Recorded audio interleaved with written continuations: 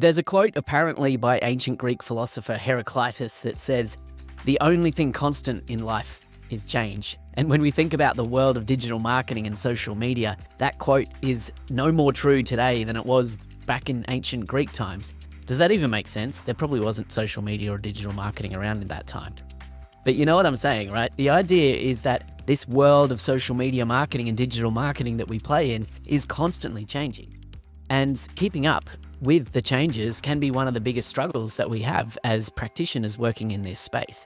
So in today's episode of the Engaged Video Marketing Podcast, I'm bringing on an expert who makes that her mission to stay at the front of change when it comes to social media and digital marketing. And she actually runs a conference here in Australia that is focused exactly on that, helping people like you and I stay ahead of the state of social media here in 2024 and beyond. So today is Meg Coffey. Now, if you haven't met Meg before, you need to know Meg. She's an internationally recognized social media and digital marketing strategist, originally hailing from Texas, but now proudly based in Perth, Australia. Meg combines her exceptional work ethic, calculated risk-taking, and remarkable communication skills to lead the way in digital empowerment. She's the founder of the State of Social Conference, Australia's largest social media conference, and she's dedicated to keeping businesses ahead of the curve. So Meg actively contributes to the digital marketing community as a sort of leader, speaker, lecturer, and panelist, and her thought leadership has led to judging industry awards and being recognised as one of Australia's top 50 small business leaders. All right, so Meg knows her stuff. Let's dive into today's episode where we're going to be exploring with Meg the changing face of social media and digital marketing here in 2024 and beyond. Let's get into it. G'day, Meg. Welcome to the podcast. Hello. It's nice to have you join me from the other side of Australia, even though I have a bit of an American accent going on here. So we'll hear a little bit about where you're from and what led you to Australia and the world of social media marketing very soon. But, you know, for people that haven't met you before, you know, maybe you can just tell us who are you and what your passion is. Thank you so much for having me. I'm super excited to join you. So yeah, my name is Meg Coffey and I am based in Perth, all the way over there on the West Coast, the best coast, if you ask me though. And yes, I do have an accent. It's a weird accent, people tell me. They can't quite pick it, they say, because I have been here for 20 years. But I am originally from Texas and I came over to Australia as a backpacker. But I was the worst backpacker ever because I landed in Perth and then basically never left. But I love it. I do love Perth. Have you been to Perth? Have you? I've been a few times. It's a beautiful city. It's just a bloody long way from anywhere else in Australia, right? Oh yeah, but that's what makes it so fantastic. I send my mom photos of me on the beach in summer and she's like, "Where is everyone?" And I'm like, "Exactly, that's the point. It's fantastic." Yeah, awesome. So what led you into the world of social media in the first place? Well, it's kind of sort of by default. I've always been into computers. I've been, really lucky in that I was, we had a computer back in 1984. That's when computers started, right? And we had, so computers sort of always been a part of my life. And I learned how to code at a very early age. And I've always just sort of been interested in the internet. And so I was building websites. My very first job, my very first title as a job, I was a webmaster back in the day when those things actually existed. And so I sort of fell into that by default. And then when I was in uni, I was studying public relations and advertising, and my degree is in advertising. And so after I graduated and I went backpacking, I fell into hospitality because as a backpacker, the only job you can get is in hospitality and tourism. And so I was in there sort of by default. Now, when you're in hospitality, anyone that's been in hospitality knows that you have zero budget to work with in marketing. And so I kind of was just in the right place at the right time and was able to apply the skills that I had. And here it was, 2006, 2007, when Facebook, but these platforms were, social media was sort of first existing, back MySpace or Friendster, if you really remember. And so hospitality, zero budget, here's a free platform, something brand new. And I was able to figure it out and use it and find a way to actually make it helped me in my job, and I used it in marketing, and I used it to grow awareness for the businesses that I was working with at the time. And then it really just sort of grew from there. And as you've developed, like, so very early days in social media, what's developed for you as far as like the business that you've built around this? So what do you do and what do you specialize in now? What's developed? I mean, what I do now is night and day different. I still do Yeah. tourism and hospitality. So I run an agency called Coffee and Tea. And I do lots of things. I'll be really honest with you. One of the things I do is the agency Coffee and Tea, and we focus on tourism and hospitality because that is still where my heart lies. Plus, it's a lot of fun. We get to deal with people who are on holiday or who are eating and dining. And so we do organic social media for tourism and hospitality businesses across Australia. We focus primarily on the iconic destinations and the iconic properties. So our clients are the bigger ones. They are the ones that are they're the iconic ones. They are the bigger resorts and the destinations, or the ones that are the Hall of Famers and the tourism awards. Mm. They're the really good ones. We have really good clients, and they've been with us for a really long time. And they're usually all owner operated, and they're all about delivering just the very best experience that they can for their clients. Because that's what I am at heart, is it's all about delivering, no matter what you do, it's all about delivering the absolute best experience you can for your clients and giving them the best outcome, no matter what it is that you do. Yeah. Well, it's a fun space to work in. I imagine hopefully you get to travel to some of these places too, right? Or do you just stay Oh, back in the office? yeah, no, I tell you, I have been to some of the coolest places and the most remote places in Western Australia, but also all over. Because I've been in tourism and hospitality for a long time, and I got to live in New Zealand for a little while. I might have overstayed my visa here in Australia as a backpacker and had to go. But being in this industry, I have gotten to see and experience just amazing things and travel and go places that I think that the average Australian doesn't. And also definitely things that the average Texan wouldn't. And I've had to learn, um, skimpies, had to learn all about skimpies on a Wednesday night and driving into a country town. And you definitely don't rock up in your city clothes into a country town on a Wednesday night. That is not going to go well. Yeah, I love it. So it's this background, this depth of history and social media, across hospitality, but also across many industries is why I've brought you onto the show here today, because we know that since the early days of, Friendster and MySpace and the early days of social media compared to today in 2024, it's massively different. The whole space is massively different. But I'm really interested to hear from you, Meg. Like, what do you see as being the more recent shift, let's say over the last 3 to 5 years in social media, that maybe some businesses are potentially being left behind on? Oh, Ben, where do I start? I mean, my mind is just, before you even said get left behind on, that's a whole other aspect of it. Look, I think at the moment, there's lots of, all right, whoa, slow down, Meg. Okay. There's lots of layers to that question that you asked me. I think right now, where we are in 2024, is that there's a lot of manufactured outrage that is happening. And I'm Mm, really not okay with it. I think that there's a lot of willful misintent, people who are purposely misunderstanding things, and people who are purposely trying to say things and create outrage for no reason. And I'm not okay with that. And so I think that that is making a lot of businesses hesitant in their social media, hesitant to say things, hesitant. We don't want to put ourselves out there because we don't want to get yelled at. We don't want to get attacked by these keyboard warriors. And yeah. I think that that is something that's come up in the past couple of years, is the rise of these keyboard warriors.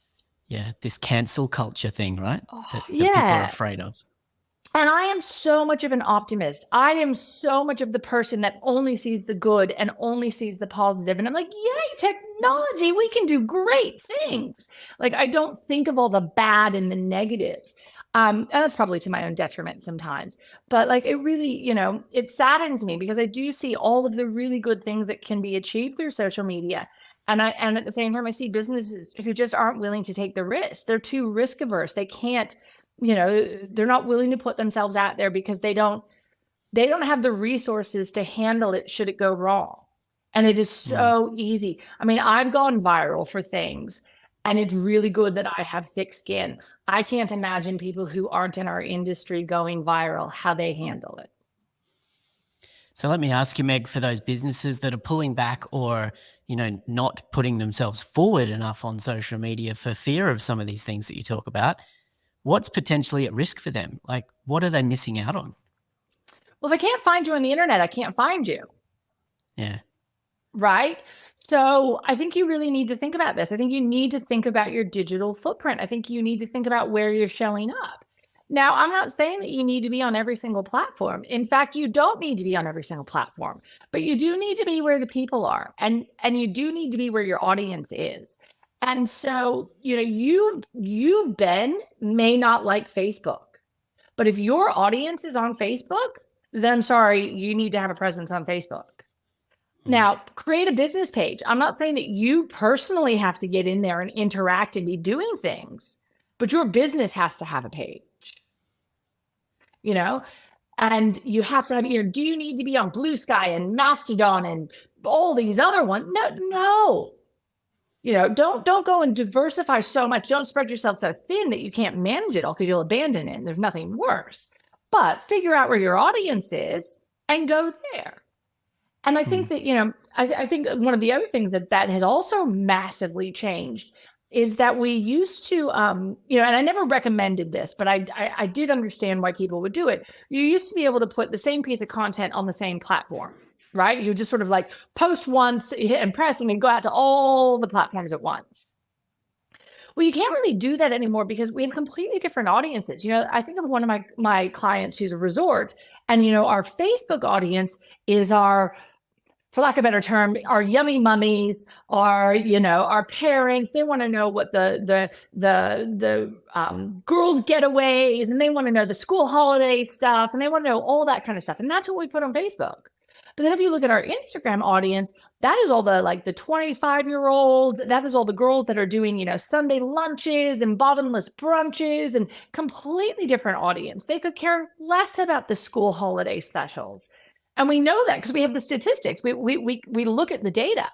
And I think that is what is so fantastic about digital is the data tells us. Like, what works and what doesn't. So you put it up and you go, wow, okay, well, that worked. Well, that one definitely didn't work. Yeah. And you go from there. Yeah. So when you think about businesses who are struggling to really know where to focus their time and attention, whether it be decisions on what platforms to be focusing on or what content to be posting on platforms, is there, an easy kind of filter to run through here that where you go, you've mentioned just really know your audience, right? Is it as simple as that, or is there more to it than that? Well, I think, yes, it's as simple as who are your customers, right? And you're going to go, but everybody's my customer, Meg. Everyone is. Mm. And I get that. And the old way of doing things with customer personas doesn't work, because if I were to say to you, let's talk about a British man. He's 75 years old. He's been married a few times, has a couple kids, has multiple houses. You're like, cool, I have a really good idea of what this man is, right? But am I talking to you about King Charles, or am I talking to you about Ozzy Osbourne? Yeah. Because I just described the same man. Very different. Right? Yeah. Very different. So we can't do those customer personas in the same way that we used to. We have to really understand that. So yes, you have to know who your audience is. And yes, everyone might be your customer. But I think that, before we even start looking at social media, do you have a website? Straight up. And I'm not saying go spend $50,000 on a website. Go get a one-page landing page that has your street address, your phone number, and your email. Or if you don't have a street address, show me how to get in touch with you, right? Just a one-pager. What you got? Yeah. Right? But if you don't even have that, then how are we going to find you? Yeah. It actually constantly surprises me even today in 2024 when I'm particularly with local businesses, service businesses, just your, maybe they're home based or maybe they're based out of a van or a ute or something like that, who don't have a website, a single page website. And instantly I'm like, I can't do business with you. I can barely even find you. I don't want to communicate with you just through your Facebook page. Exactly. And I get it. You are a small handyman, or you are just the local plumber, or you are just whatever. But the thing is what happens if Facebook goes away? How do I find you? You know, as we saw with the Facebook news ban in Australia that happened a couple of years ago, could be happening again. You know, Canada doesn't get news from Facebook. If TikTok is banned in the US, like it is quite possible that these platforms can be taken away from us. You are building your audience on rented land. Yeah. When you own a website, when you have a website, you own that. Right? When you build your database, your email database, you own that. You control that. That can't be taken away from you unless you're doing it illegally, of course. But, you know, I think there's so many people who forget some of these fundamentals that are just so important. That, you know, they're actually making it harder on themselves. And in today's world where it's so easy to fake things, I think where we're moving, I mean, this explosion of AI and the fake videos and the deep fakes and everything that's happened, especially, you know, like in the, you know, the sort of first quarter of 2024 has been insane with the deep fakes. But I think that, you know, as we move into sort of this new era, shall we say, of technology, what's real has never been more important. And so if I can't verify that you are a real business and you have those core fundamentals like a website, I'm not going to do business with you. Yeah, I think this problem that you talk about of social media platforms, you know, or businesses thinking of their social media platforms as being, you know, the replacement or proxy for a website. I think it is as much to blame as the social media platforms themselves, as they've, you know, they're basically trying to encourage you to build your house on rented land, aren't they? You know, they're making your social media profile. There's buttons, call to action buttons. You can have all your address details. You can have your opening hours. You can have all of that stuff that you probably want on your website. So, but the social media platforms are trying to take control of that, right? Yeah, and you don't have to know any code and you don't have to pay anyone and you can do it. And 15 years ago, that was the way to do it. You know, like if you didn't have your hours on your Facebook listing, you were useless, right? But times are changing and it is so easy to manipulate. Anyone can have a Facebook page now, right? And I think that that's where, you know, that manipulation is where things are changing. But yeah, no, definitely the Facebook and Instagram for that matter, any of these social media channels definitely made it really simple that they could be the directory. I mean, I remember back in the day, you could upload menus to Facebook, you could book accommodation directly. Facebook was your one-stop shop for everything. You know, a bit like the Google Business Profile is now with all the different features and all the different things. You know, of course, there's commissions and there, you know, there's a financial incentive for these people to be doing it through their platforms. And I get it. You don't have to know anything else other than just log in and do it. But it's not easiest isn't always the best, right? Yeah. Yeah. 100%. And I think we're going to see a shift as well, particularly, and this is not at all where I was going to go with the conversation, but I'm going here because it's interesting to me, right? That I'm seeing, at least in my use of social media and Facebook in particular, and community groups on Facebook and things, where seems to be a really big rise in a lot of people being scammed as well by these dodgy businesses that aren't even really, you know, real people behind these Facebook profiles, and they're taking deposits and payments and they're ghosting people. And I think there's going to be a crackdown on that, and that's going to make it so much harder to be a genuine business trying to only use social media to do your business. 10,000%. You know, oh my gosh, so Facebook Marketplace, right? There's a new trend now. So I don't use Facebook Marketplace because of all the scams and all the badness in it. But you know, if you have ever used it, you would be familiar with the constant question, is this available? Right? So now when people make their listings, they'll now go, here's my listing for my water bottle, now available in the listing name, right? So rather than just going water bottle, it'll say water bottle, yes, it's available. because they're so tired of people going, is it available? But yeah, there are, and that's what I was saying. It is a lot harder to make a website. You do have to, especially if you want, say, a .com.au, you have to put in that you have a registered business and that you have a right to have that .au domain. And so again, just because it's easy doesn't make it right? That little bit of extra work makes it more legit. I can open up a new Facebook profile while I'm sitting here talking to you. There's no verification needed. There's no ID needed. I'm talking broadly here, but it'd be very, very easy for me to set something up and create a whole new profile and start scamming people. And so yes, I think we are moving towards something where if you are completely an online business, you are completely a social media business, you are going to have a lot more hoops to jump through because the bad people have ruined it for us. Yeah.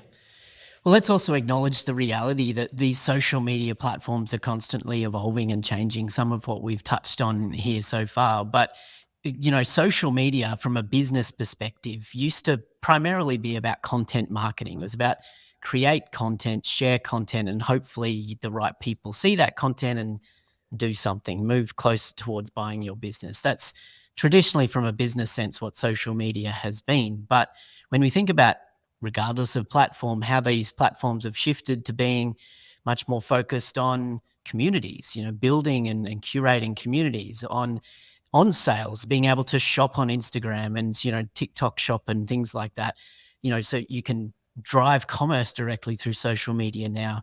And then, of course, going further into the idea of the cultural impact of social media in memes, in, making people famous for going viral, like that has such an impact on our actual life offline as well as online. And it's all because of the changing face of social media.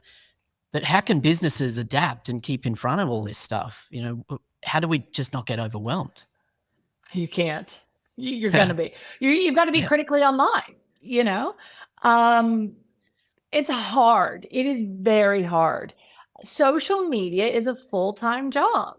And if you want to be good at it, you have to commit to it. It is not something that can be siloed. And I think, if you look at someone like me who's been in it for the whole time, I'm a generalist, right? I can do content creation. I can write captions. Now, I can't do any of this necessarily very well, but I can edit videos. I can take photos. I can do I can do everything, right? Now, you don't hire me, you hire 7 of me, right? Which makes it a lot harder for small businesses because you can't afford 7 of me. You can only afford 1 of me. But that's not how it's done anymore. Like now I got to hire a video producer and I got to write a copywriter and I got to hire a social media community manager, as I should, because these are all individual, very specialized skills because the field has expanded and what we do has expanded. And so you can see why small businesses, especially, but why a lot of businesses just go, it's all too hard. How do I keep up? And I don't want to get into the meme culture because how do I keep up if I'm not chronically online? Now, if you're not chronically online, stay away from memes because it's very easy to go wrong. It's very easy to use the wrong meme or to use you don't understand the culture that's behind it. So if you're not chronically online, I just wouldn't be using memes in your business. Plus there's a lot of legal implications and you just stay away from them. It's just easier. But I think for other small businesses, look, yeah, it used to be content marketing and it used to be, you just put organic was the way, it's definitely not anymore. Organic is still very important. Organic is extremely important, but it is complemented with that paid aspect. I think for businesses now, you have to have a social media presence, right? But I think where we used to maybe go really far and wide, we're pulling back. And we are very much coming into community. So if I come back to that example I told you of my 2 British men, rather than going, we have these 2 British men and we're going to advertise to them this way, it's now, okay, so I've got a rock guy and it's a niche community this way, and I've got a really posh guy this way and it's a niche community that way. And so it's creating really niche content specific to them, and we are very community driven. And I think that's where Facebook groups have exploded because it allows that niche community. Yeah, it's certainly interesting when you lean into community and think how you can curate, build or tap into communities in order to, drive commerce in your business, right? And there are multiple ways to do that. We could do a whole episode on communities, alone on social media. But I think, what you've touched on there is the idea of not thinking of your social media strategy as just like try and do everything that everyone else is doing, but instead just figure out who you are or who your brand is, how you want to show up online, and just do that, but do it consistently and adding value to people, and just worry about doing that well. Don't try and do everything, right? Yeah, if you do everything, if you do everything, you'll fail. I think what you said there is spot on. You have to show up consistently, and you have to show up authentically. You'll be seen through in a heartbeat if you change. I mean, there are so many people I look at them, I'm like, oh, she's in her gray era now, because like the peach era didn't last, right? And so now everything's gray on the feet. And you're like, honey, just be you. That would actually work. Stop trying to copy everybody else's stuff. And if you were just you, it'd stick, it'd work. But it's also that consistency, like I used to tell people, if you have 10 pieces of content, you don't post them all right away, and then nothing for the rest of the month. Like you got to spread it out. You got to show up.